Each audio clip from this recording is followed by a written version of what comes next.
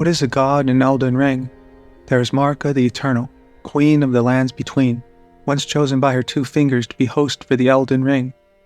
There are the outer gods, such as the Formless Mother and the Goddess of Rot that exist outside the current order, bestowing power upon their followers and chosen demigods. There is the Greater Will itself, who could be said to be the main god of the world in a fashion, as the 2 fingers serve as emissaries, while its Elden Beast seems to rule as vassal in the form of the Elden Ring, order incarnate that affects the metaphysical laws of the world. But could there be another god, existing not apart from the world and its inhabitants, who transcended, unknowable, and within all things? I'm the Elden Enthusiast, and I'm here to answer that question.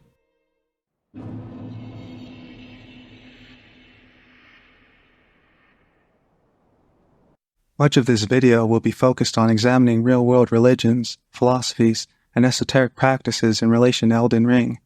There will be a lot of speculation that does not rely exclusively upon what is expressed in-game. Spoiler warning if you haven't finished the game yet. First, let's look to the Flame of Frenzy for answers, as Hayata's dialogue is some of the most important in the entire game for unraveling the game's metaphysics and nature of being. All that there is came from the one great. Then came fractures, and births, and souls. But the greater will made a mistake.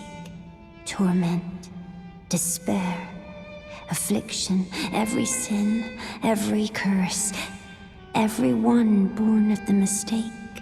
And so, what was borrowed must be returned, melted all away with the yellow chaos flame, until all is one again. This view expressed by Hayata, and those afflicted by frenzy, that the creation of the world was a mistake, and that to exist is to suffer, is crucial to understanding Elden Ring's lore, because the philosophy of the Flame of Frenzy is the most explicit Gnostic sentiment in the entire game. The idea that all was one, and that the creation of the material realm was a mistake by a demiurge or godlike figure, such as the God of the Old Testament, and that life in it is a prison that is to be escaped, shares many similarities with Hayata's telling of the Greater Will's fracturing of the One Great to the Tarnished. For a quick overview of Gnosticism, the term itself encompasses various systems and beliefs that came about in the first centuries AD. It presupposes a secret, spiritual knowledge one can use to obtain salvation. Although early Gnosticism has many overlaps with Christianity, a key difference is that the salvation Gnostics seek is not found through a Messiah or God, but through knowledge, or gnosis. Gnostic myths are varied, but have a consistent message. The human mind and soul belong to a realm of divine light, but became tainted by coming into contact with the material realm, losing knowledge of their origins. The knowledge of gnosis, then, is the realization of these truths.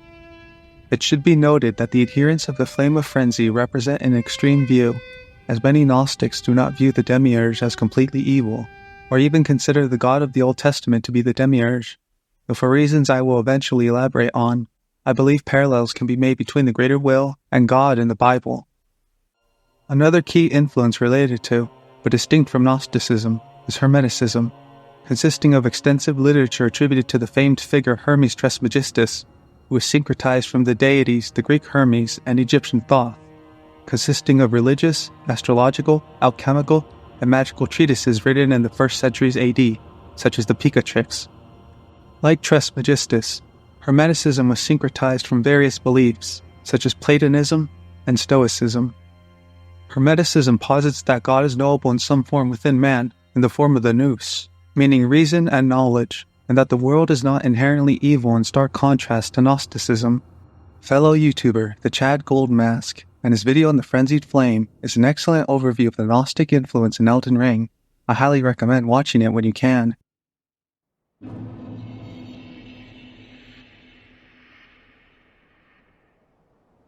The Corpus Hermeticum is a collection of writings attributed to Trismegistus. It contains the Lament of Asclepius, a Hermetic prophecy lamenting the destruction of Egypt.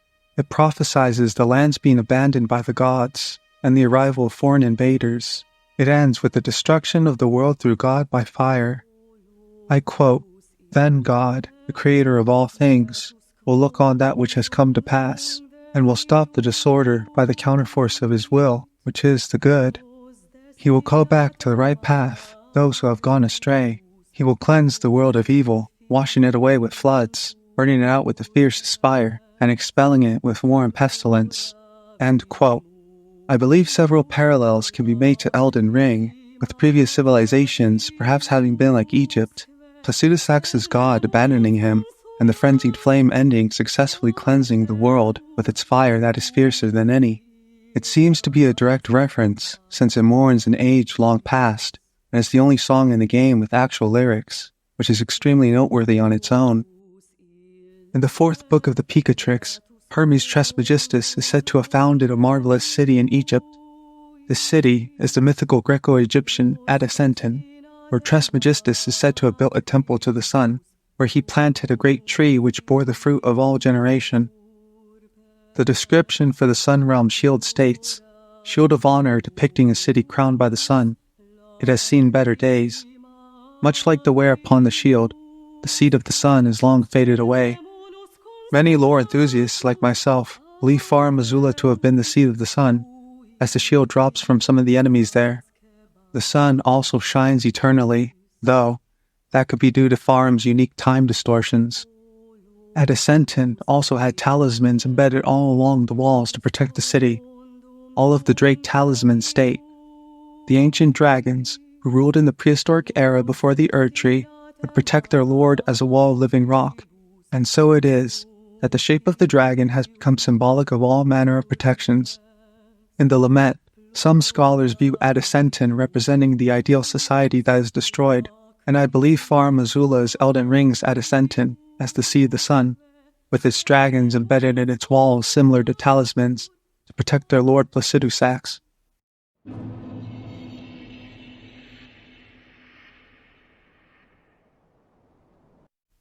In Elden Ring, sorceries and incantations are two sides of the same coin. Sorceries draw upon the power of the stars, glintstone. The description for Elden Stars states, this legendary incantation is the most ancient of those that derive from the Erdtree, creates a stream of golden shooting stars that assail the area. It is said that long ago, the Greater Will sent a golden star bearing a beast into the lands between, which would later become the Elden Ring. Faith, instead, is required for channeling power derived from golden amber. Thus, incantations seem to draw upon the power of the golden star that is the Elden Ring. In contrast, Arcane seems to draw upon something else entirely.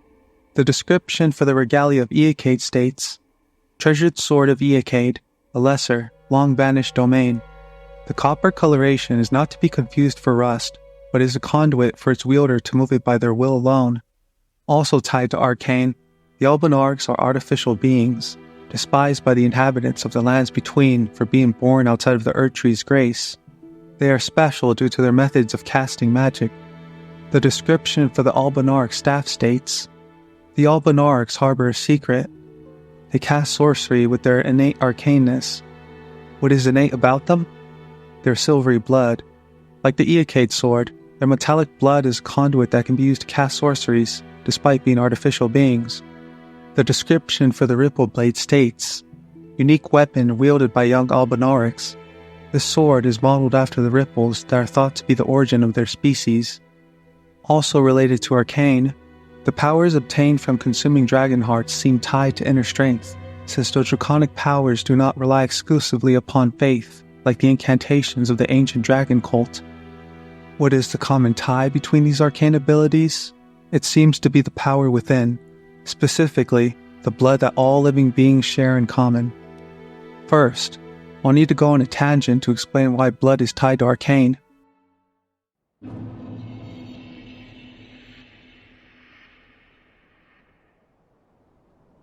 Elden Ring has heavy alchemical symbolism, with examples such as a line purifying the sun, similar to Sorosh and Godfrey. Unalloyed, or pure gold. Marika as a vessel for the vision, similar to a hermetic vessel, which would be the equivalent of a great alchemical work, the creation of the Philosopher's Stone. There is also the Flask of Wondrous Physic, described as a relic of the physic chemists, priests of the Erdtree, used to mix together different mixtures of crystal tears together, a clear example of an alchemical concoction. The most prominent example of alchemical imagery is Marika and Radagon, who represent the famous rebus of alchemy, the union of the Red King and White Queen, a perfect integration of male and female energies. Although the pursuit of alchemy in medieval Europe was mainly concerned with the transmuting of metals and the creation of gold, there was a spiritual component as well that arose in the 16th century, beginning with the alchemist Paracelsus, and later continued by others such as Jacques Böhme. Thus, this new spiritual alchemy, tinged with Christian influence, dealt with the reconciliation of matter, resulting in a perfect union, the goal of the wise, the philosopher's stone. The description for the gilded great shield states, metal great shield coated with gold, carried by knights loyal to Godric. The red tinge in the gold coat mirrors the primordial matter that became the Erdtree, the color of homeward yearning. I believe the red color of the gilded great shield described as one of yearning can be applied to Radagon, who founded Golden Order fundamentalism, as his law of regression states. The fundamentalists describe the Golden Order through the powers of regression and causality. Regression is the pull of meaning, that all things yearn eternally to converge. It seems then that Radagon and the Flame of Frenzy are both aware of the desire to converge, though the Flame of Frenzy's goals are not geared towards seeking gnosis or knowledge to ascend to oneness, as it is more preoccupied with ending suffering instead, forcibly burning everything and everyone, a false convergence. Radagon's journey of Golden Order fundamentalism, on the other hand, is one where he sought knowledge to become complete. The description for the Radagon icon states, as the husband of Renala of Caria, the red-haired Radagon studied sorcery, and as the husband of Queen Marika, he studied incantations. Thus did the hero aspire to be complete. The Hermetic tradition held that Adam was hermaphroditic before the fall, and the necessity of the chemical wedding was based on the idea that, after the fall, man lost his original, undivided Adamic state, and had to reconcile and unite the conflicting halves. The name Adam is thought to have been derived from Adam, or Red Earth. Perhaps Radagon is the Red Adam, who yearns to be whole again, and the fall of man from a state of oneness could instead be the split from the one great caused by the greater will. Thus, Golden Order fundamentalism could be a journey similar to Gnosis, where one attains the knowledge to ascend to rejoin the One. I believe From Software and George R.R. Martin chose alchemy as the perfect visual motif to display these religious and philosophical ideas. However, the nature of Radagon's quest for perfection is very vague to say the very least. Just wanted to point out a possible parallel, though.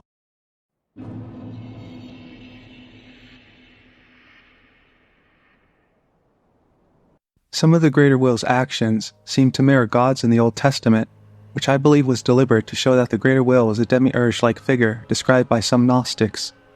The banishment of the Nox by the Greater Will, I argue, parallels the plague of darkness that afflicted the Egyptians described in the Book of Wisdom. For great are your judgments, and hard to describe. Therefore the unruly souls went astray. For when the lawless thought to enslave the holy nation, they themselves lay shackled with darkness, fettered by the long night, confined beneath their own roofs as exiles from the eternal providence. For they, who supposed their secret sins were hid under the dark veil of oblivion, were scattered in fearful trembling, terrified by apparitions. For not even their inner chambers kept them unafraid, for crashing sounds on all sides terrified them, and mute phantoms with somber looks appeared. No fire had force enough to give light, nor did the flaming brilliance of the stars succeed in lighting up that gloomy night. The Book of Wisdom, Chapter 17. The description for the magma worm scale sword states, curved greatsword wielded by magma worms. The shape resembles a dragon's jaw and is covered in hard scales. It's said these land-bound dragons were once human heroes who partook in dragon communion, a grave transgression for which they were cursed to crawl the earth upon their bellies, shadows of their former selves. This punishment described seems to be a clear allusion to the serpent's punishment in Genesis for tricking Eve into eating the forbidden fruit of the tree of knowledge of good and evil. The Lord God then asked the woman, "What is this you have done?" The woman answered, "The snake tricked me, so I ate it." Then the Lord God said to the snake, "Because you have done this, cursed are you among all the animals, tame or wild. On your belly you shall crawl, and dust you shall eat all the days of your life." The Book of Genesis, Chapter 3, verse 13 and 14. I wonder then if dragon communion is a transgression, not only for attempting to transform into the image of the divine ancient dragons that could have perhaps been made in the greater will's image, but for also partaking of a forbidden fruit of knowledge and consuming dragon hearts, the knowledge of inner power and the true nature of divinity.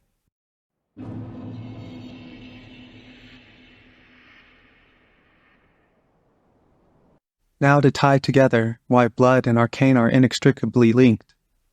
They have also, by a name based only on resemblances, called this matter lac virginis, the blessed blood of rosy color, which, nevertheless, suits only the prophets and sons of God. Hence the sophists gathered that this philosophical matter was in the blood of animals or of man, the alchemist Paracelsus. In the Aurora of the Philosophers, the alchemist Paracelsus spoke on the true nature of the philosopher's stone, and the ways in which men erred in pursuit of it. He mentions those who seek the stone in animal or blood, and references the tale Mercurius or Morianus, the alchemist summoned King Khalid's court to explain the mysteries of the stone to him. Historically, Khalid was actually a prince, whose real name was Khalid ibn Yazid of the Umayyad dynasty, who were the ruling family of the Second Caliphate between 661 and 750, established after the death of Muhammad. Many alchemical writings were attributed to Yazid. I quote, "This matter that you have requested cannot be attained by anyone by force, and cannot be gained by violence, and can only be acquired from a scientist by kindness, affection, and true love." Mercurius to Khalid. Khalid was shunted aside his birthright to the throne by his brother, Marwan I. Similarities between the names Khalid, where Mog's palace lies directly under, and King Khalid, along with the associations with fire and blood, lead me to believe Mog may have been inspired by this ancient alchemist. In their final operations, the virtue of this most excellent fiery mystery caused an obscure liquid to exude drop by drop from the matter in their vessels. Hence they predicted that, in the last times, there should come a most pure man upon the earth, by whom the redemption of the world should be brought about, and that this man should send forth bloody drops of a red color, by means of which he should redeem the world from sin.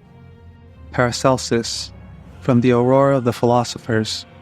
An alchemical work called the Viridarium Chemicum shows the infant stone being fed with red blood and white virgin's milk, known also as the cleansing mercurial waters or celestial dew, and I believe Mikola is a philosophical child, an alchemical term for an infant stone produced from the union of the red king and white queen in alchemy that must be nourished to maturation due to his parents being the red Radagon and white Marika.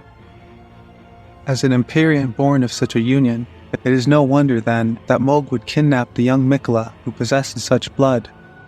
The blood-bound incantations state, "The Mother of Truth craves wounds. When Mog stood before her, deep underground, his accursed blood erupted with fire, and besotted with the defilement that he was born into." The description for Morgoth's cursed sword states, "Warped blade of shifting hue used by Morgoth, the Omen King. The accursed blood that Morgoth recanted and sealed away formed into this blade." In alchemy, the process of sublimation is purification and clarification, where the volatile spirit is extracted from an impure body, producing many colors. This process is done with rapid vaporization through applied heat. This is what the Formless Mother does for the Omen twins, in my opinion. And so, when she illuminated Mog with the truth in his blood through fire, he would then seek a suitable consort for his coming dynasty, and he found one in Mikola, who had attempted to create a refuge for all peoples through his halictree, watering it with his own blood. What was the truth the Formless Mother showed Mog?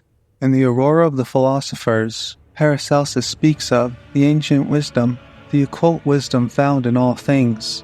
In Elden Ring, perhaps the true nature of arcane draws upon a sacred, inner power that is life itself in the form of magic. The Formless Mother, in an apparent act of love, attempted to ascend the Omen twins from their impure bodies, or at least, show them the divine exists in all, even in accursed blood, by exalting them with great power.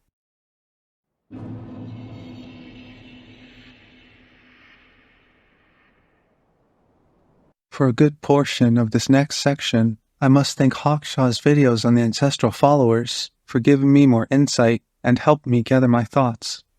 He convincingly argues that the followers are a more recent culture that has sprouted up in post-shattering times due to seemingly no mention or signs of existing and interacting with other cultures in past history and their horns that they have yet to bud.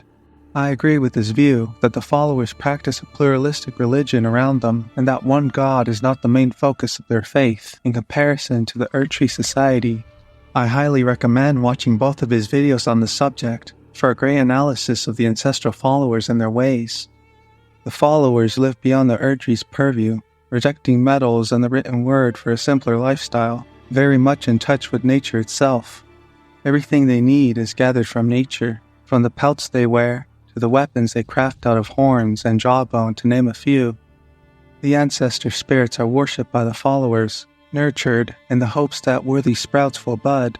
They do not worship just one spirit, as they drive competition with the growth of others, as seen in the Hallowhorn grounds, despite there already being a regal ancestor spirit that is sovereign. The life and death cycle is fully embraced by the ancestral followers. The most vivid example of this cycle is in the fight with the regal ancestor spirit. In the first phase of the battle, it moves around with great vigor while having a skeletal appearance. Fungi grows all over its body, life from death. There are moments when it seemingly dies, only to emerge from various animals, taking on characteristics of the animal spirit it emerged from, charging like a boar, or springing about like a hare, even siphoning away life from surrounding spirits to vivify itself at lower health. Spirit is also key to their powers, as the dwelling arrows state. Arrow in which the spirits of small animals are thought to dwell deals magic damage. Using the spirits of animals imbued in their arrows, the followers can shoot them with supernatural accuracy as they home in on their prey. The followers also draw these spiritual energies within themselves, more apparent in the shamans than the warriors. Both the spiritual magic and the glintstone sorcery sorcerers use are blue, and both require intelligence, such as the infant head. A key difference, aside from glintstone being a deeper color, and found hardened in the lands between, in contrast to the gentler blue of the nature magic, is how they are wielded in the first place. Full credit to Hawkshaw for this observation. The sorcerers of the Academy utilize their intellect to not only understand, but manipulate the world around them. The followers' magic, in contrast, seems to take a more balanced approach by not only using the intelligent mind, but seemingly relying on instinct in a sense, by being in tune with nature itself, not to change the world according to the wishes of its wielder. Selin tells the Tarnished that both golden and blue amber of the cosmos contains life, with a description of residual and ancient marking them as different forms of the same substance. The magic of the ancestral followers also draws upon life, meaning that magic is life itself. One then must ask, what is the nature of life itself, that even in a world dominated by the Elden Ring's metaphysical laws and its golden order under the purview of the greater will, that magic transcends all?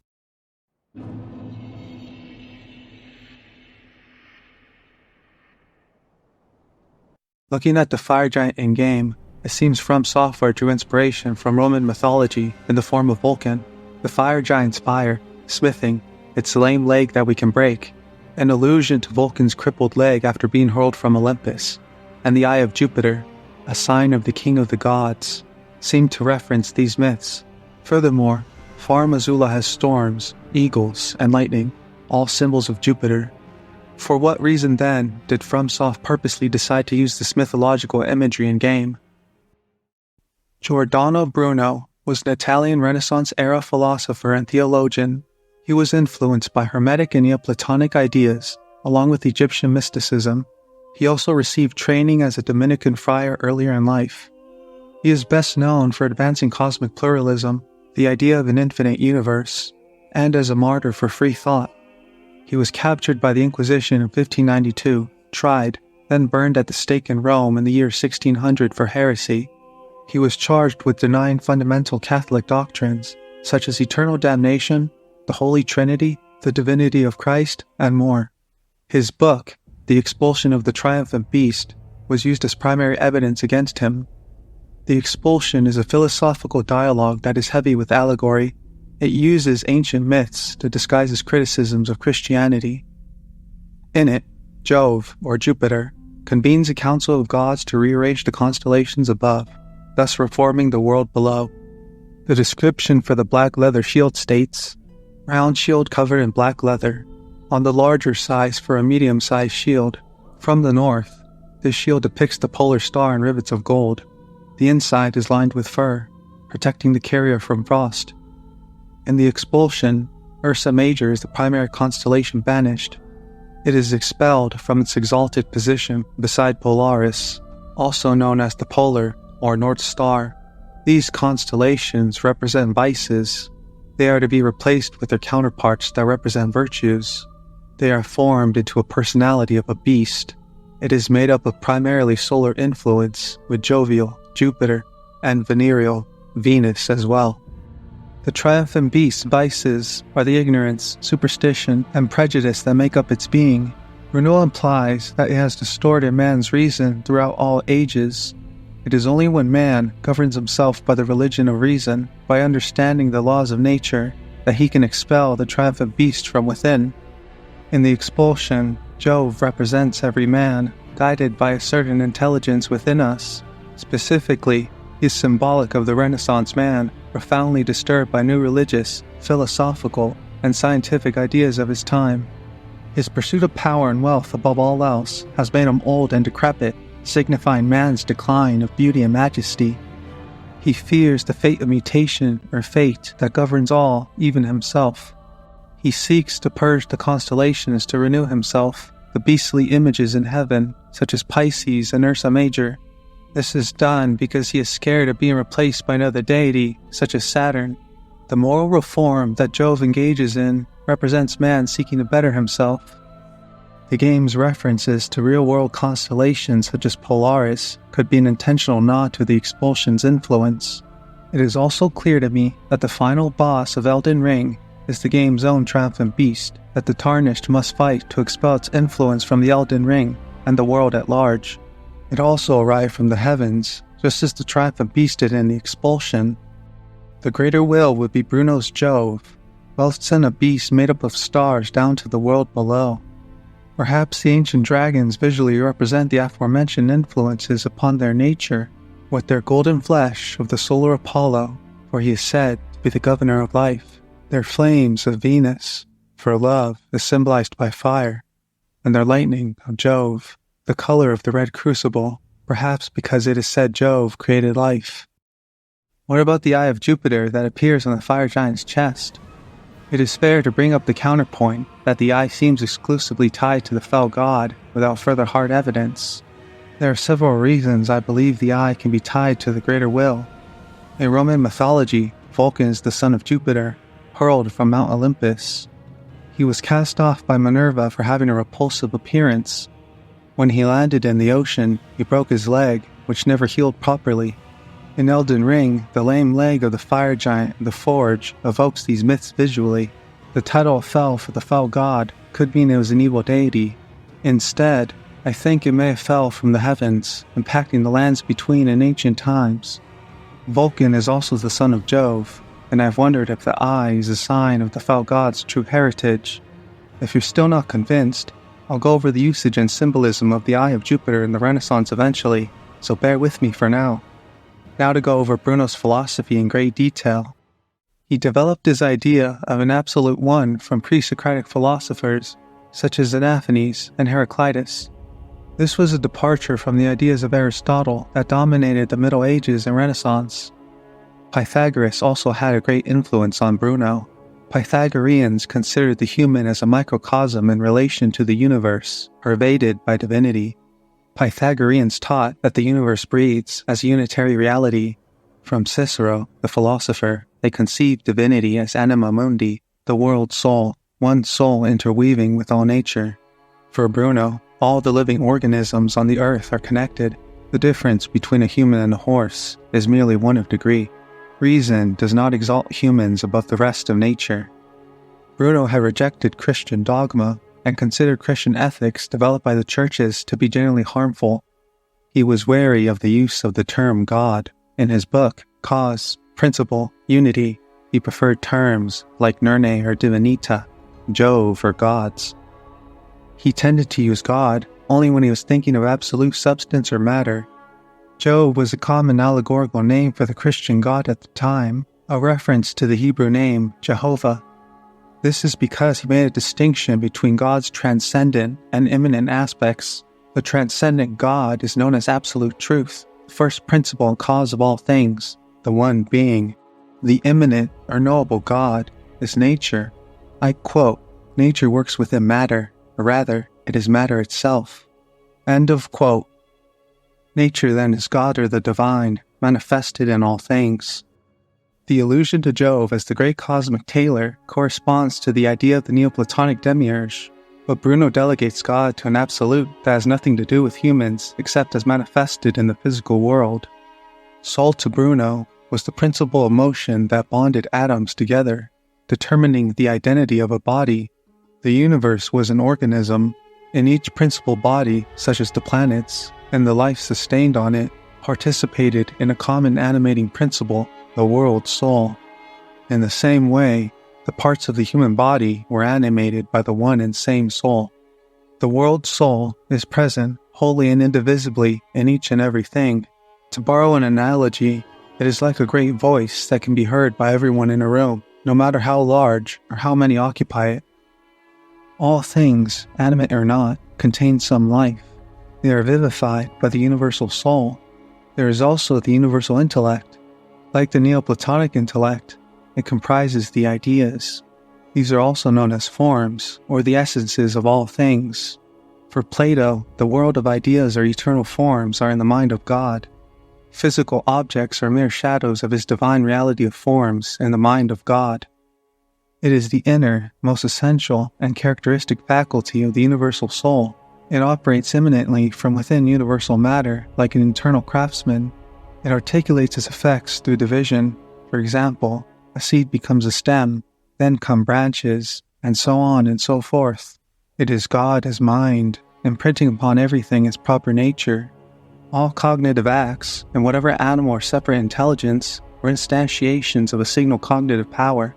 They were derived from the universal intellect, and ultimately, therefore, from God as mind. Whatever exists in some way, knows in some way. Even supposedly inanimate things observe this principle and show traces of intelligence. A stone held aloft will seek to return downwards to the earth, because that is where it was in its optimal condition. The description for the crystal staff states, "Staff fashioned from pure crystal, a deed impossible for a human, enhances crystalline sorceries. The crystalline's faint cognition is known as the wisdom of stone. This staff can only be wielded by those of intellect high enough to grasp such wisdom." Is the wisdom of stone the knowledge of a universal intellect animating all things? I'd like to think so. The world soul contains an indefinite variety of possible forms. Due to the power of matter, certain forms attain a determined existence. To put it another way, a temporary individual unity is due to the infinite power of matter made of the divine to unify or hold forms in existence. Universal matter, on the other hand, is dimensionless, impassive, and inactive. Universal matter had the potentiality to become all things. Wood was a substance and act, because it was that from which a bed, stool, or image could be made, not because it was any one of those things. The same was true of universal matter. According to Bruno, Jove is a two-faced character. He is benevolent at one time, then violent and dangerous at the next. This is a result of his participation in the fluctuating world of matter, or eternal change in the universe. I quote, "So if in bodies, matter, and eternity there were not mutation, variety, and vicissitude, there would be nothing agreeable, nothing good, nothing pleasurable." End quote. Jove is an embodiment of the anima mundi, the world soul, not to be identified with the first principle of all others, but rather an agent created by it. I quote, "Thus, it has not been vainly said that Jove fills all things, inhabits all parts of the universe, is the center of all that has being, one and all, and that through which one is all, which, being all things, and comprising all being in itself, brings about that everything is in everything." End quote. The basis of the whole universe is one, and the component atoms are never destroyed, but pass from one form to another. This applies even to Jove himself. who is not eternally the same, always receiving and giving out particles of the cosmic infinity. Though eternal bodily substance will change, as in Jove, it itself is indestructible. Jove, Bruno tells us elsewhere, I quote, is not to be taken as too legitimate or true representative of the primal and universal origin, but himself exemplifies the principle of eternal change. End quote. As I've said before, Jove represents every one of us, man seeking to better himself. But how can Jove represent every one of us while also being the embodiment of the world's soul? The role of Jove is of divine providence, or God's intervention in the universe, called the too legitimate and good vicar or lieutenant of the first principle and universal cause. When Jove represents each one of us, he does not stand for our individuality. He stands for the rational soul and mind, with Olympus representing its separate faculties. Providence, then, functions as the life-giving principle in the world of the part related to the mind, reason, and will.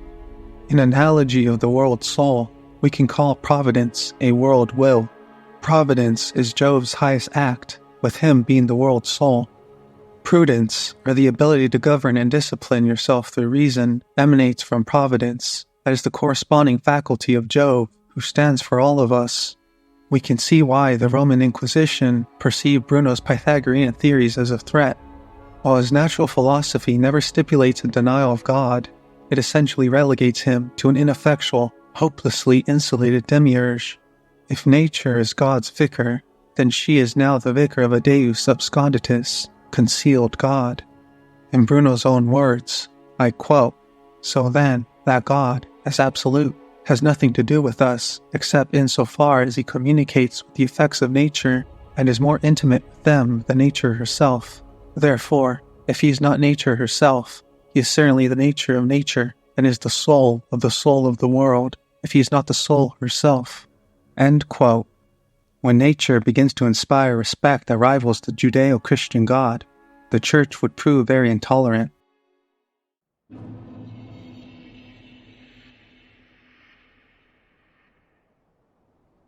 Bruno embraces paradox, or the coincidence of opposites, to reconcile the extremely large and small in the universe, as all is one.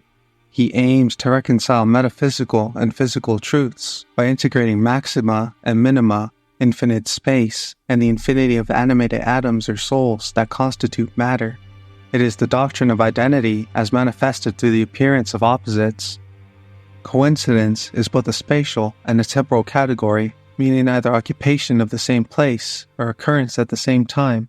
The principle of polarity is a mutual opposition between two attributes or ideas. Two contraries must be present for coincidence to occur. Polar opposites or contraries, such as black and white, hot and cold, cannot be identical. When you abstract sufficiently from circumstances, contraries such as positive and negative are interchangeable and indistinguishable. Bruno conceived the cosmos as an organic whole, and the coincidence of opposites in the cosmos operated to achieve a unity or synthesis of the contraries, all opposites coinciding in an infinite and divine oneness. Unity and multiplicity are interdependent and, in a sense, beget one another. The one cosmic spirit vivifies all. This is unity, yet the universe is multiple in material and formal manifestation. Actuality and potentiality are also opposite determinations, for what is actual cannot be merely potential, yet everything is both actual and potential. Bruno explains this through the concepts, the infinite active potency, or world soul, and the infinite passive potency, or matter. God had created all things from the two principles, the world soul and prime matter. These two potencies are constantly changing into each other through a coincidence of opposites. Universal matter and universal soul and intellect coincide in an undifferentiated unity. This is just as the circumference of an infinite circle and an infinite straight line, though distinct entities, coincide. Everything, material and spiritual, is continuously metamorphosing into everything else. Bruno's universe is one of perpetual motion and change. From the philosopher Nicholas de Cussas, I quote, God is an infinite sphere, the center of which is everywhere, the circumference nowhere, end quote. In other words, when taken to the infinite, all shapes and their elements lose their essence and ultimately coincide with one another. Cusanus first came up with the coincidence of opposites, and Bruno drew from his ideas heavily. Nicholas figures God as the maximum and individuals things as minima. This means that these can never meet in our knowable world. They can, however, meet in their absolute, paradoxical coincidence, as Bruno also insisted. For Bruno, it is only at infinity that minima and maxima coincide, from the smallest atoms to the maximum, God. He created unity out of multiplicity.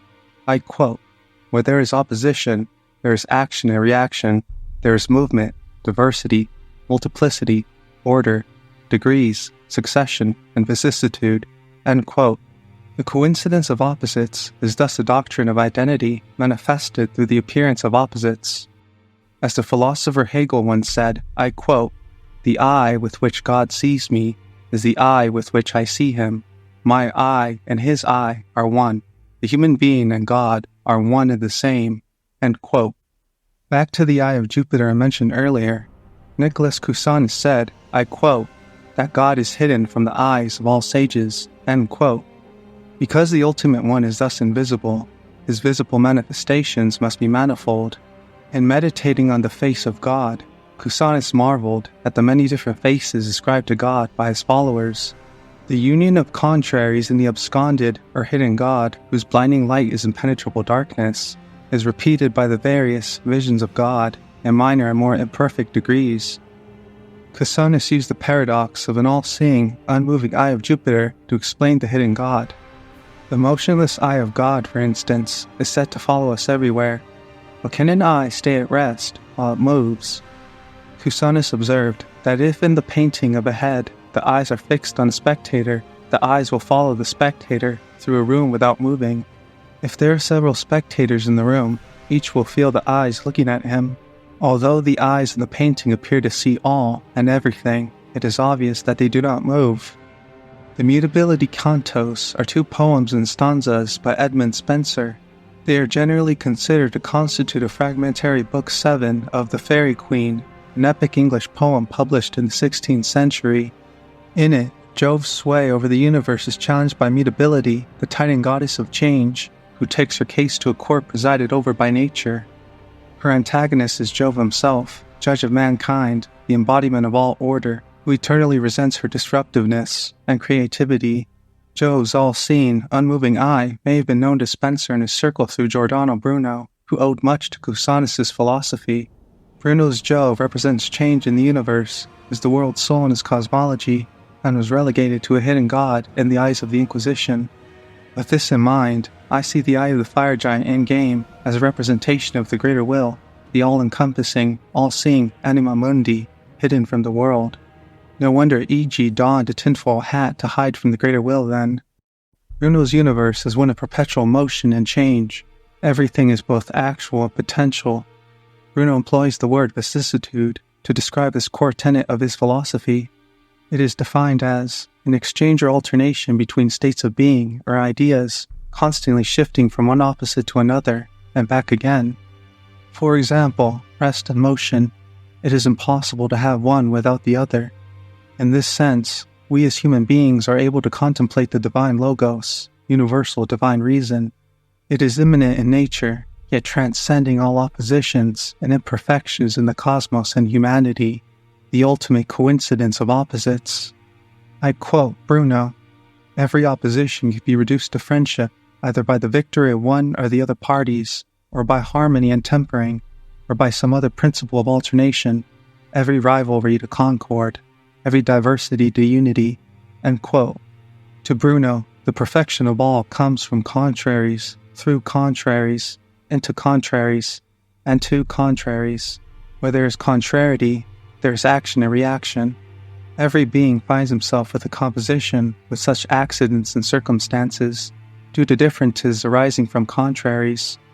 The coincidence of opposites is also an ethical doctrine for Bruno.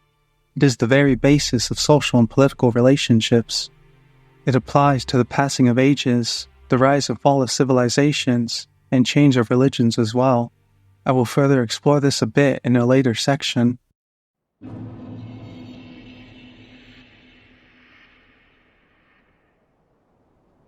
On a cosmological level, Bruno's idea is that void, or space, though prior to matter, is always and everywhere filled with matter. Space as a receptacle able to contain bodies is not a body, it is incorporeal, but has dimensions. There is no difference between the region of space containing our world and every other region. Space is indifferent with respect to particular matters, elements, or bodies. Space has an appetite for matter, but is indifferent as to which kind of matter occupies it. Appetite in Thomistic philosophy, that Bruno drew heavily from, specifies the capacity of a thing to seek its good, or proper end. Used more broadly, it includes the actual seeking as well. It is a tendency, an inclination, or direction. Appetite is both the fundamental power to seek and the actual exercise of that power.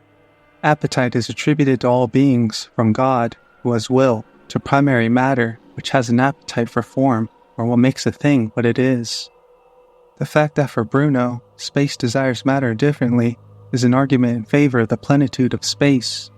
Plenitude refers to the idea that the universe contains all possible forms of existence, and that everything that can exist does exist. This is supported by two other principles governing Bruno's thought. The first is the principle of plenitude. The second is Bruno's rejection of a distinction between the absolute and ordained power of God. Absolute power enables God to set aside one ordained system and replace it with another. It involves willing the impossible, that which is not predetermined by any metaphysical or moral order. Ordained powers are actions that are possible within the framework of laws given by God Himself. Deviation from those laws is possible for God through the absolute power. Divine omnipotence involves the absolute power to enact anything that does not involve contradiction. God chooses or ordains a subset of compatible possibilities that constitute the world and its history as we know it. Theologians formulated the relationship as one between what God has done and what He could have done otherwise. Canon lawyers appropriate the distinction to describe the powers of the Pope to set aside ordained or enacted church law through the plenitude or absolute power of his office. Because papal power transcended enacted law, and popes and monarchs who enacted laws were in some sense not subject to those laws, they could provide for exceptions or change enacted laws without contradiction. Applying the distinction between absolute and ordained power raised the possibility that God might intervene in the ordained system through His absolute power. Several different and incompatible systems of divine legislation have operated at different times during human history. God's absolute capacity to transcend any given ordained system and replace it with another has made such a switch possible without involving God in a contradiction of His nature. Aristotle's principle of non-contradiction, which states that a thing cannot be and not be at the same time, served as the ultimate safeguard of rationality and certainty. The principle underscored God's freedom to set aside ordained laws without incurring any fault, obstacle, or contradiction. To put it another way, God's absolute and ordained power were distinct. We have unlimited possibilities, apart from self-contradiction, available to God by virtue of His absolute power. We then have a limited range of possibilities, those of a finite cosmos, that He freely chose to entertain in His dealings with creation. To use an analogy, perhaps one could say the Elden Ring and its order represents the greater will's ordained power in the lands between.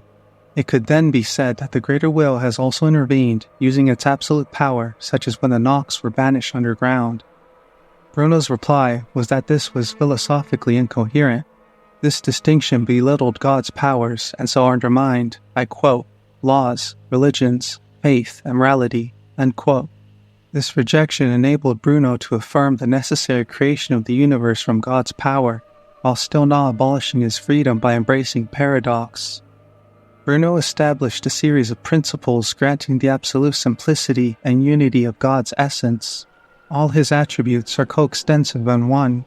God acts with His one and unique production, the universe, with all His infinite power. As a result, the universe is infinite, eternal, and the infinite space is totally filled with matter. Bruno affirmed that intellect, universal soul, and matter are aspects or expressions of God. What about space? It could seem that the space God occupies was not of His own making, so how can one reconcile this observation? The answer is that infinite space is God's domain. In Bruno's words, I quote, The seat of God is, in fact, the universe in its entirety, and in every part, the immense heaven, the void space whose plenitude He is, the Father of the light filling the darkness, ineffable." End quote. Matter and form, or soul, coincide in the one and single substance. It must be seen separately as the two principles of one substance. Void is also a principle conceptually prior. It exists independently of the universe to which it offers a place or location. The heaven of heavens is the entire infinite space. It is called ether and filled by God as all in all. God fills space and the universe that fills space.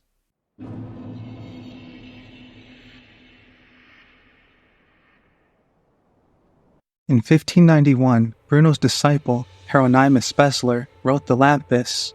It aimed to offer a new presentation of Bruno's ontology.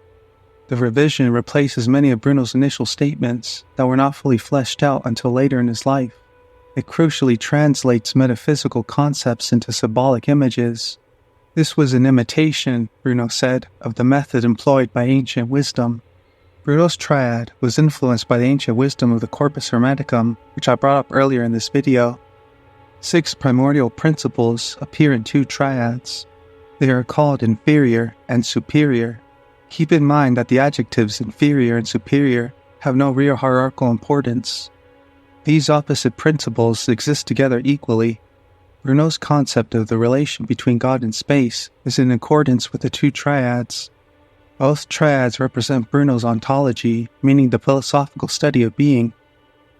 The 2 equal aspects of God's essence is a coincidence of opposites. We have potency and act, matter and form, void space and mind. God is thus space and matter, no less than mind and form. Bruno, relying on biblical passages, described God as a unity of contradictories. In each triad, the succession of the second and third with respect to a preceding member is described as one of Son and Father. The first, inferior triad is that of Chaos, Orcus, and Nox. In order, they represent the void or space, the appetite of void, or passive potency, also known as privation, and matter. Chaos corresponds to void space. Orcus corresponds to appetite, or passive potency. Matter corresponds to Nox. Between Chaos, primum omnium, or the first of all, and Night, the materia prima, there hides the liquid maelstrom of Orcus, or infinite desire. Desire is characterized by absence. Chaos is also absence, and its wonder rests in a desire to locate the origin of all things. However, this is impossible, and thus, Chaos desire remains an undivided binomial. It is simultaneously the presence of absence and emptiness for all that is, present and full. Orcus was a god of the underworld and punisher of broken oaths in Roman religion. Orcus, or abyss, the appetite in void space, is described as the son of Chaos. Chaos has no figure and cannot be imagined. It is space which can only be known through the things in it. It contains the infinite universe. Chaos is infinite appetite, an unending abyss of need, seeking after the infinity of his Father. Perhaps those afflicted by the yellow flame of chaos inherit a desire to know the cause of all suffering in the world. This would be the split of the one great by the greater will. The mother of truth craves wounds. The appetite of void brings to mind the formless mother craving wounds. The description of the serpent arrow states, arrow carved to resemble a flying snake, used in tandem with the serpent bow. Loyal minions of the formless serpents, their fangs are daubed with deadly poison. There is also the great serpent, who perhaps too could be connected to formlessness through the formless serpents. Both the serpent and formless mother deal with desire, and the other seeking to devour endlessly. Perhaps they represent appetite and need in the cosmological sense like Orcus. I'd have to think about it more though. We then have Night, or Nox, matter.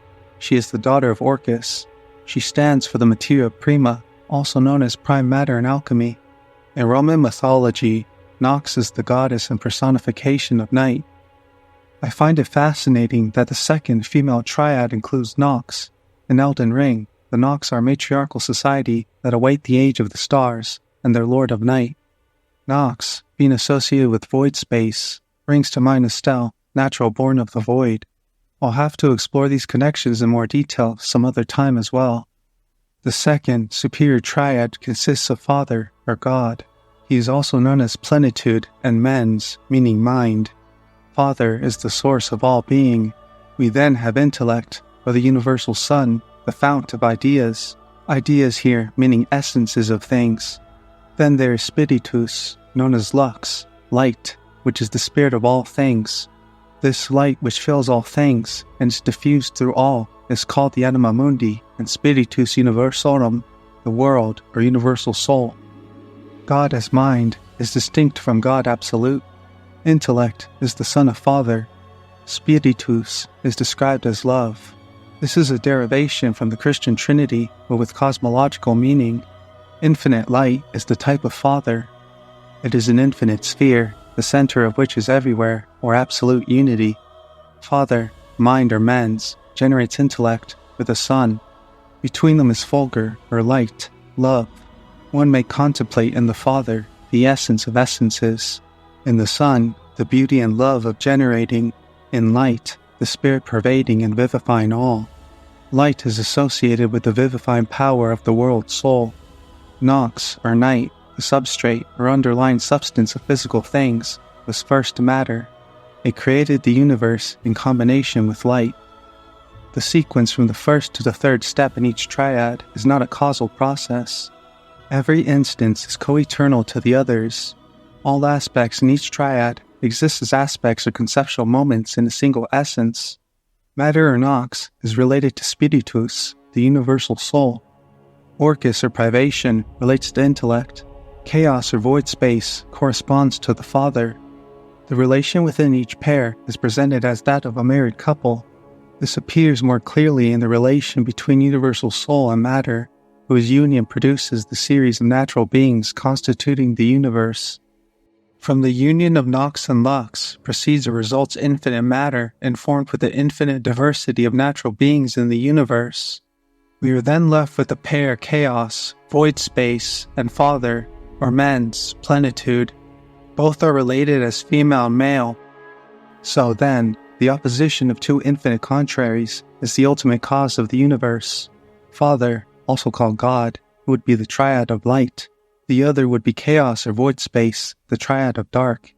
The Lampus makes it clear that the three members of each triad are in reality one entity or essence, a triunity. This trinity has a cosmological dimension consisting of the infinite universe. Dixon, another disciple of Bruno, commented on the absoluteness of God and his incomprehensibility by the human intellect. He described God as being at the same time sublime light and so profound an abyss. God is the coincidence of contraries light, the universal soul and intellect, and darkness, matter and void space. They exist co-eternally to create the infinite universe as the ultimate contraries. Both light and matter, as filled space, belong equally to God, or they both coincide in the essence of God. Void or space is God himself, in the same way that he is the mind, intellect, spirit, filling it. God is space, no less than its plenitude, the chaos abyss darkness, no less than the mind, intellect, spirit. Both of these trinities are equivalent as well as one and the same essence. God and the infinite universe are one. As I've said before, the domain of God fills all of space. Bruno's unitary concept of God is thus coincidence of potency with act, and of void, privation, and space with mind, intellect, and soul. Infinite space is God no less than mind is God, being one of the two opposites coinciding in unity. Perhaps the spiral in Elden Ring symbolizes all contraries spiraling upwards to join with the maximum, God, as one through the coincidence of opposites. The description for the law of causality states, causality is the pole between meanings, that which links all things in a chain of relation. Normally, causality can be defined as cause and effect. It can also be defined as the principle that everything has a cause. In Bruno's universe, cause and effect are inseparable, the one being, in its noble aspect, as the universal soul and intellect acting upon matter are the principal cause of all things, the living effects of the universe, a perfect unity. The law of causality to me, then, describes the unity present in everything through God in all things. The coincidence of opposites unifies all contraries on the grand scale of the universe as one. It is in Bruno's philosophy, or collectively, the individual cognitive acts of the infinite number of things, were the means where the universal soul and intellect bound the universe to its source, God. This impulse to adhere to him, love on a cosmic scale, ensured that the universe, having gone forth from God, preserved themselves by their impulse to return to him. I quote Bruno, "Everything naturally has a regressive drive toward its origins, and a progressive drive towards its own end and perfection." End quote. In Elden Ring, it seems to me that through the light of love with spiritus that fills the entire world, all things yearn eternally to converge with the one deity, the law of progression and action. I quote, "God determined and ordered, nature executed and produced." End quote. For Bruno, nature was the universal soul and intellect, acting as the efficient cause within natural things. It was the act of creation that divided matter, operating within it non-discursively, meaning without words or language. Bruno's philosophy was monistic. It was governed by the idea that the one being was conceived in two modes as an absolute first principle. Its epiphany, the universe, was the only truly existent thing, all other things being accidents of it. It was undivided in its essence and wholly present throughout its body. However, it was divided in that in its acts and operations, it existed in one way, in one thing, and in another thing. Though indivisible in substance, the world's soul was multipliable, just as a single voice can be heard in innumerable places indivisibly, while heard everywhere, it remained whole and divided nowhere. The greater will or Jove, the universal soul, acted to create by fracturing the one great as a demiurge, dividing matter.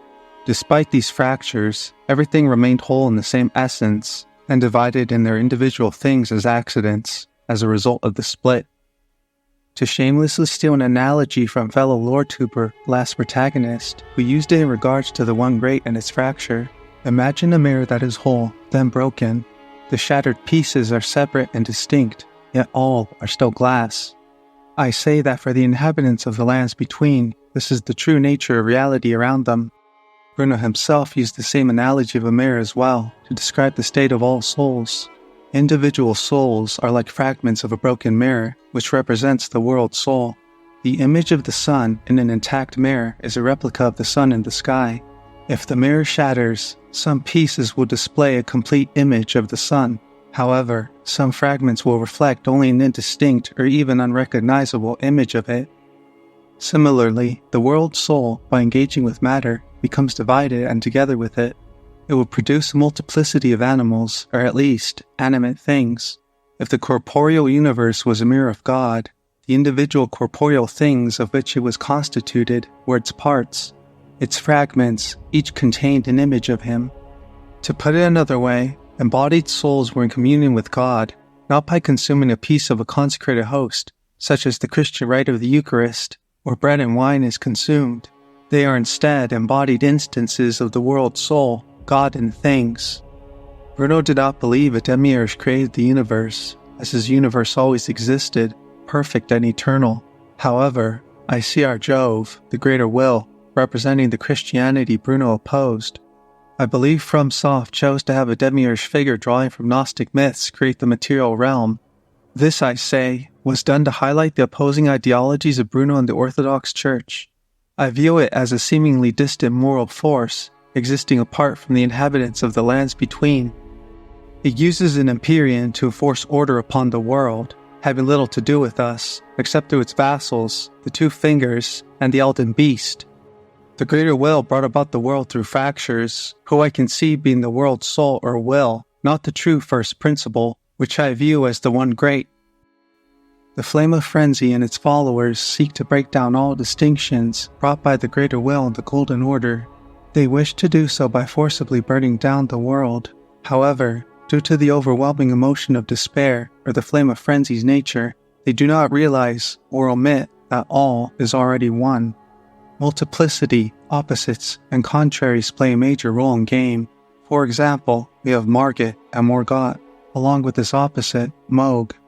There is also Radagon and Marika, a grand paradox, who are in opposition to each other, The world is made up of opposites like Bruno's universe and can be reconciled with the fact that all is one. As Muriel says, heresy is not native to the world. It is but a contrivance. All things can be conjoined. The Nox are in opposition to their ideological counterpart, the greater will, or the world soul, Lux. Yet both exist co-eternally on the cosmological scale, Lux and Nox, light and darkness, constituting the universe.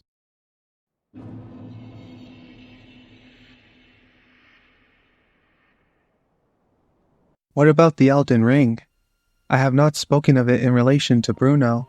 My full thoughts are very complicated to say the very least. Still, I want to put forward some of my thoughts as to what I believe it is here. As I've mentioned earlier, in the expulsion, Jove's new heaven is to preside over mankind, now reformed. It is to be guided by the universal life of divine intellectual light. Bruno refers to the intellect, part of the triad of Lux, as the fount or fountain of ideas.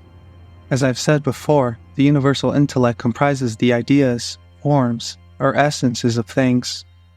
I believe the Elden Ring is the intellectual light, a fount or wellspring, like Enya describes. Great Elden Ring, root of the Golden Order, anchor of all lands, giver of grace, wellspring of all joy. I earlier described the universal intellect working as an artisan. It creates from division.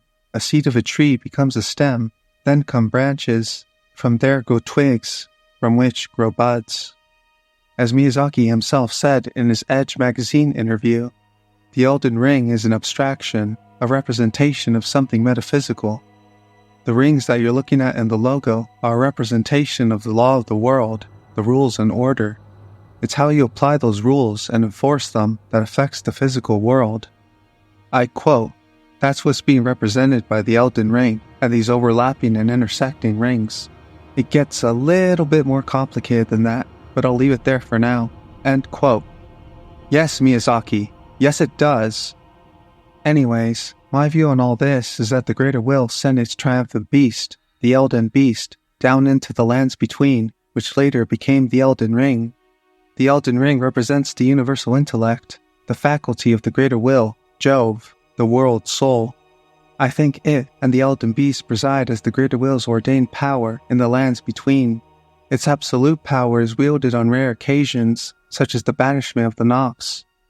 The core of Bruno's moral philosophy is that the human being is composed of two opposing forces, the human intellect and soul, with the intellectual light of Synderesis at the center. Notice how the metaphysics of his cosmos, soul and intellect, work similar to the minima, the human being. I do truly believe the Elden Ring is meant to be the Synderesis inside man, the Empyrean, Radagon and Marika. Synderesis is a certain image, spark, or vestige of true divinity within man.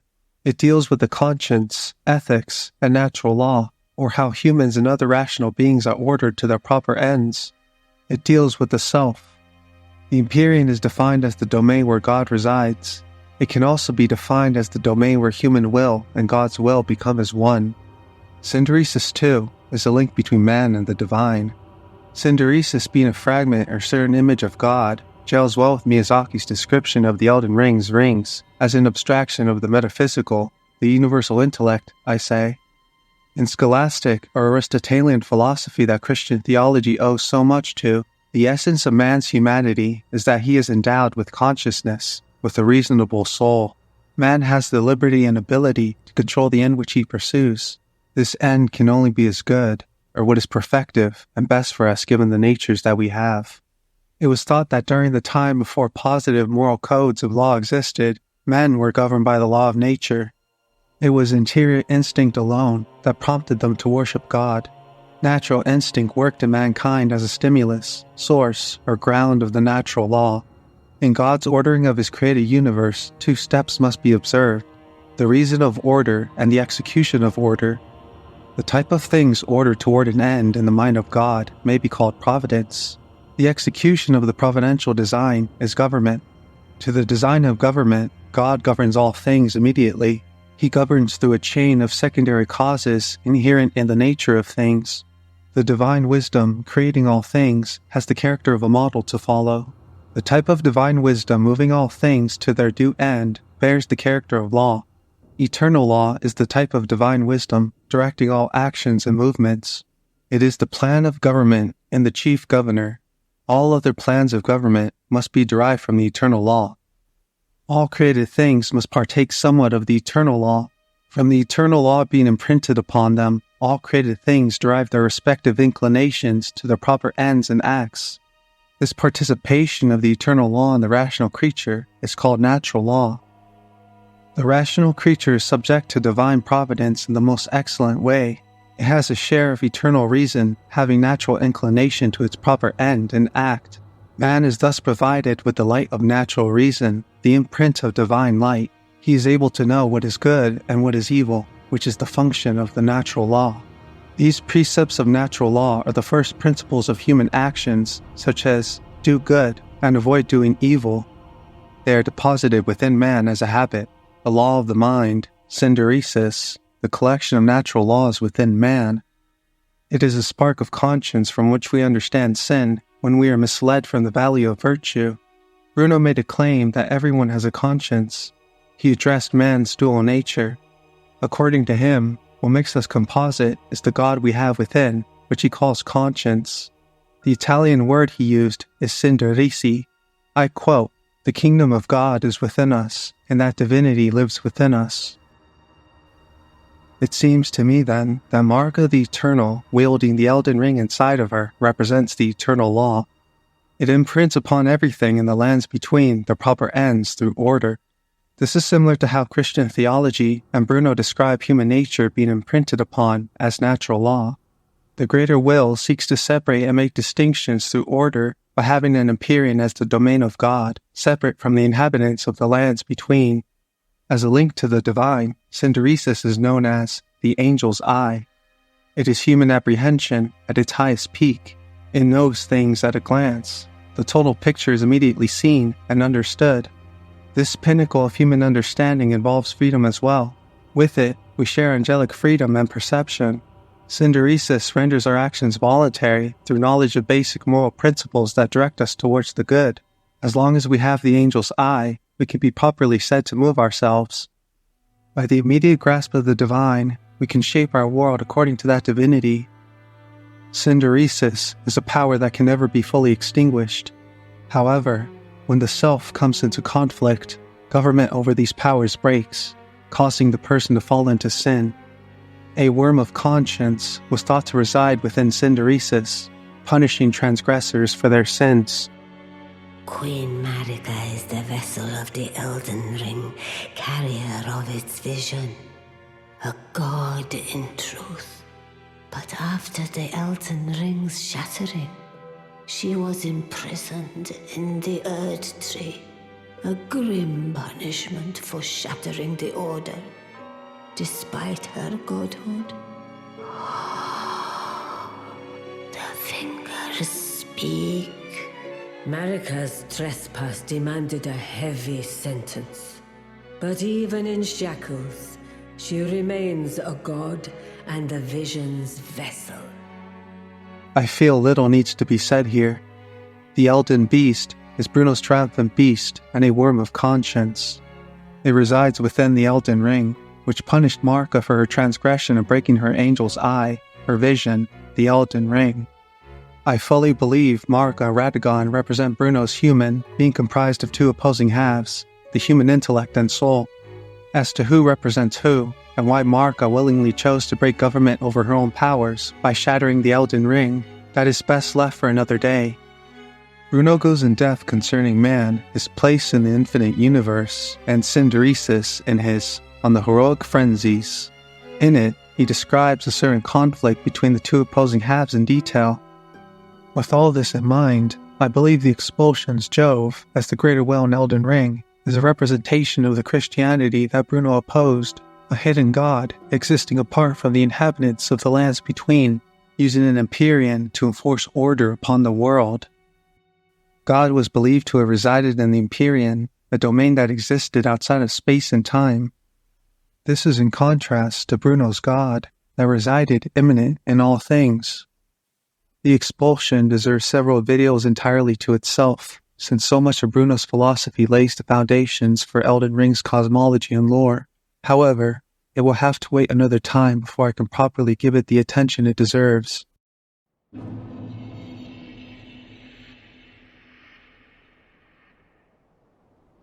Bruno was an excommunicated Catholic with profound disagreements with Christianity. However, he remained attracted to the clergy. This was due to a strong, emotional bond to the church from his earlier years. His interpretation of the Old Testament clashed with Christian and Jewish teachings. He insisted that the source of myths shared by the Greeks with Hebrews was not Semitic, but Egyptian. To Bruno, Egypt is the source of all myths and fables of the Mediterranean world. His Egypt was Hermetic. This was due to the belief that the ancient wisdom of the sages could be traced back to Egypt. In reality, the far later Hellenistic era was the source of texts, such as the Asclepius and others. The spiritual alchemy that I mentioned earlier in the video is rooted in Egypt and Hermeticism, a philosophical tradition that Bruno was certainly adjacent to, even if he wasn't an alchemist himself. He did associate in alchemical social circles due to a shared interest in the Egyptian tradition, even if he was too independent and anti-Christian to receive their ideas. Thus, it seems that the visual symbolism of alchemy and its themes of opposites, unity, and hidden bonds are appropriate to convey the same ideas that are central in his philosophy and game. It is in his expulsion that he directly cites the lament of Asclepius as a representation of the changes of religious institutions over time. In the lament, the passing of that natural religion of the Egyptians is mourned, yet its eventual return is foretold in that very same prophecy. Here is Bruno's theory of vicissitude, or change of opposites I mentioned earlier, in action. In the expulsion, Bruno praises the Egyptians for their natural religion. He did so not for worshipping the animals themselves, but for worshipping God in them. He advocated for a more natural, pagan form of worship, as it was more tolerant and closer to nature itself, with the Egyptian cult to him closest to representing his concept of natural religion. This is his Natura est Deus in rebus, or God is nature in all things. Thus to Bruno, the universe is an emanation of the deity within it, within all things. In the Bible, the horn is a symbol of authority and great power, and Bruno argues that crowns are mere imitations of horns in their likeness, quoting scripture. This is said by one of the interlocutors in the dialogues, Sophia. I quote, "And to return to more serious matters, those who are, or who consider themselves greater princes, in order to make evident their power and divine preeminence over the others by express signs, fix a crown upon their heads, which is only the figure of many horns that wreath them in a surslet, id est, that is to say, horn their heads. And the loftier and more eminent those horns are, the more magisterial representation they make, being a sign of more greatness." End of quote. After all, a crown is warranted with strength, said by Godfrey, of the previous era of the Crucible, when such things were not maligned. The description for the ancestral infant head states, "Skull of a very young ancestral spirit. Just think of how many sproutings it might bear." Shortly after, Sophia speaks more on the divinity of horns. I quote, "Let us leave this and return to our discussion. According to the law and decree of that chosen people, no one becomes king unless oil is placed upon his head with a horn. And from that sacred horn, it is ordained that royal liquid issue in order that there should come forth whatever dignity is possessed by the horns that preserve, spread, and give birth to regal majesty. Now if a piece, a relic, of a dead beast is in so much repute, what must you think of a live and whole beast that has horns planted upon it only because of the eternal kindness of nature?" End of quote. Sophia's words here are more than strong parallels, very much a direct inspiration for what we encounter in game, I'd say. Royal liquid issuing from the sacred horn seems much like the ancestral infant head, and the veneration of dead beasts with horns seems much like the ancestor spirit corpses in Nokron. The birth of regal majesty needs little explanation for its in-game counterpart. The ancestral followers, then, represent a form of Bruno's ideal religion of the worship of nature that has taken root in the lands between, fulfilling the prophecy of the lament with its return. Next, Sophia references the horns of Moses. Bruno referenced the Latin Vulgate translation of Exodus in the Bible. It translates to Hebrew Keren as hornu, or horn, instead of ray of light. These horns symbolize honor and glory. This is the reason there are various depictions of Moses with horns, such as a famous statue by Michelangelo. I quote Sophia from the Expulsion. I pursue the argument according to Mosaic authority, which in law and scripture never uses any other threat than this, or other similar to this. Hear, my people, is what our Jehovah says. I shall cut off the points of your horns, O ye transgressors of my precepts, O ye false advocates of my law. I shall weaken and dissolve your horns. Ribalds and criminals, I shall duly dehorn you. Likewise, he does not ordinarily use any other promises than this, or similar to this. I shall surely give you horns. I swear by my faith, by myself, I shall place horns upon you, my chosen people, my faithful people. Be certain that your horns will not receive injury, and that none of the horns will drop off. Holy generation, my blessed children, I shall elevate, magnify, and make your horns sublime, because the horns of the righteous must be exalted, whence it clearly appears that in horns there exists splendor, excellence, and power, because these are the possessions for heroes, beasts, and gods. The description for the omen bairn states, Doll of a curse-born bairn, uses FP to unleash wraiths that chase down foes. Omen babies have all their horns excised, causing most to perish. These fetishes are made to memorialize them. Please, don't hate me, or curse me. Please. Aspects of the crucible were once signifiers of the divine, such as in the time of Godfrey, first Elden Lord. Then they became seen as impurities as civilization advanced. In the case of the royal twins, Morgoth and Mohg, they were locked in the sewers underneath Leyndell. The threat of dehorning transgressors while exalting others is a reference to Psalm 75. It begins with a reflection upon the apparent prosperity of the wicked. Its conclusion is a meditation on their disastrous fate.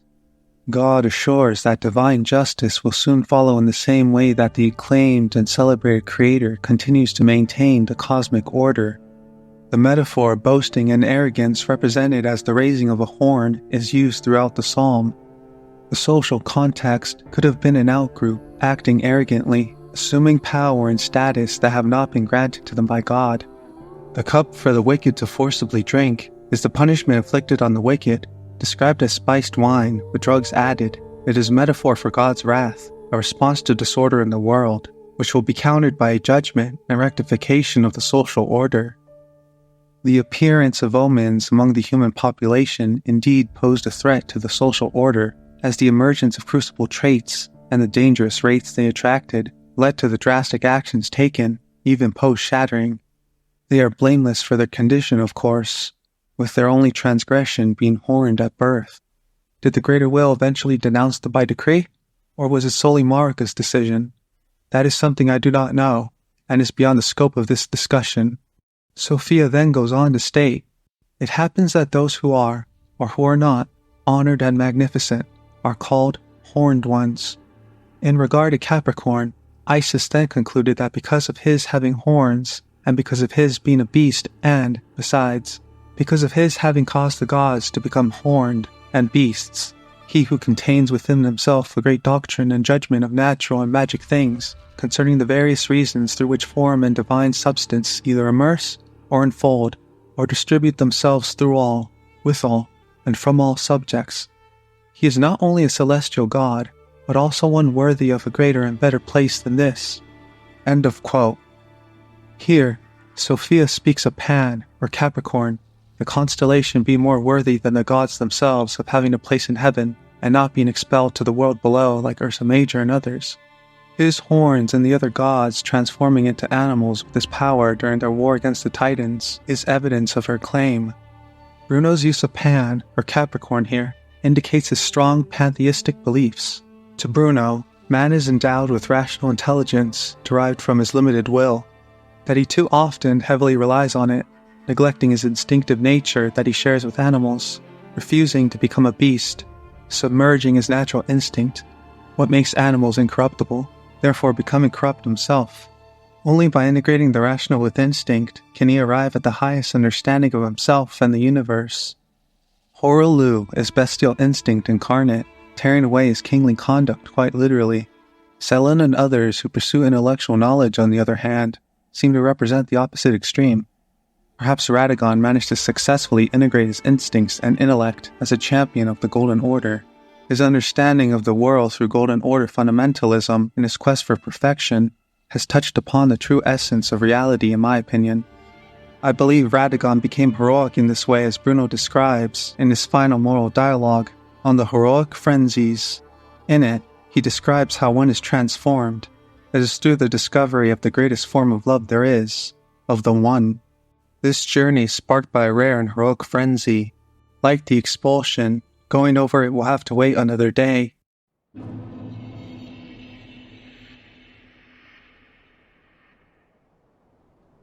The misbegotten, omens, and albinarics, those maligned and pitiable things that have no place at the foot of the golden Erd tree, are enslaved, slaughtered, and made pilgrims towards the fringes of the world in the hopes of knowing peace from those that despise their existence. The description for the golden sunflower states, a golden sunflower that grows facing the Erd tree, material used for crafting items, found near minor Erd trees. At the foot of the Erd tree, they retain their color, along with a powerful holy essence. It seems even the sun itself has been usurped. To quote and paraphrase Gilberto Sacerdoti, in 1592, the Venetian inquisitors asked Giordano Bruno, "Have you ever held that man can be born by corruption as other animals, and that this happened after the flood?" Bruno answered that he never held such an opinion as his own. He was not being truthful, for in the expulsion, he wrote that men can be born directly from the motherly womb of nature, exactly as certain other animals are. According to Bruno, this is actually what happened both in the old world after the flood and in the new world. How else was it possible to explain that in America, where both animals and men at the moment of its discovery? If life had been created directly by God in the Middle East as written in the Bible, then men and animals should have been transported to America within the belly of some amenable whale, or by a ferry service operated by ships existing before the invention of the first ship, Bruno said of these stories, denigrating the biblical tales of Jonah and Noah. To Bruno, spontaneous generation explained the variety of life in an infinite and infinitely varied universe, rather than the survival of a privileged species on this earth. This explanation for the origins of all life reduced the biblical account to a fable, and is as disruptive of biblical creationism as Darwin's theory 3 centuries later. In Bruno's book, On the Infinite Universe and Worlds, it is through the operation of the efficient sun that the mass of matter can produce innumerable forms of life, and this happens in all the innumerable worlds of Bruno's new infinite universe. It is everywhere full of life without a biblical God having to intervene infinite times in an infinite number of worlds in order to produce the infinite variety of universal life. It seems to me that the misbegotten and crucible represent Bruno's theory of life, clashing against the rigid dogma of the Catholic Church. The Erd Tree Society persecuted these multi-forms of life, just as the Church did with Bruno's ideas. The misbegotten's chimeric features seem more random than the product of evolution. Their misshapen wings, scales, tails, and horns seem more in line with Bruno's theories on life, spontaneous generation. In Bruno's universe, the variety of life far surpassed that of sensible things. A comparable diversity was evident among humans. They differed in skin color and stature from region to region. These variations reflected their diverse habitats. Spontaneous generation is an antiquated theory stating that life arises spontaneously from dead matter. It is in Bruno's universe where the generative powers of the sun give rise to countless species in the world. The remembrance of the regal ancestor spirit states, ancestral spirits exist as a phenomenon beyond the purview of the Erd Tree. Life sprouts from death, as it does from birth, such is the way of the living. Life from death, in contrast to Marca's deathless world. Perhaps life from death, spontaneous generation, was the natural life cycle during the age of the Crucible. Maybe the sun played a crucial role in this cycle. Now the Erd Tree has replaced it, and death has been sealed. To sum up, The greater will acted to create by fracturing the one great. All things are fragments of the one great, God in all things, the one being. The grand opposites, light and dark, coincide co-eternally to create all things. The phrase, begotten, not made, refers to how Jesus Christ is God. To make something is to use things around you that are not of yourself to create. Christ is God because he is God, begotten or birthed from himself. He was not created. The misbegotten, albinorgs, and other life forms are maligned for being born outside of the earth tree's grace and unfairly referred to as ill-conceived. Instead, they are begotten. They are God because they and all other things were born of the one deity. They are infused with divinity, with the misbegotten being marked in a more excellent way with their horns. They are examples of God's living effects in the world, with the operation of their efficient sun that once governed life, now usurped by the Erd-tree of the Golden Order. I leave you with Bruno's own words from On the Infinite Universe and Worlds.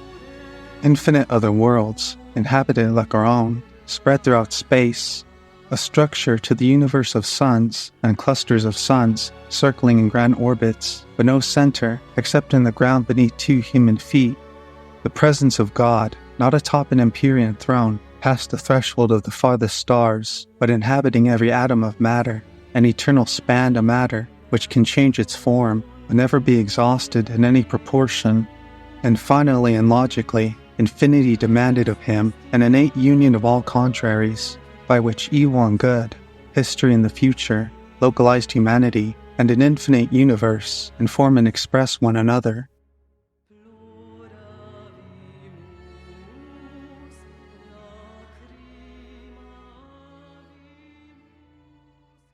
I'd like to thank a friend for giving me a mic so I could record proper audio.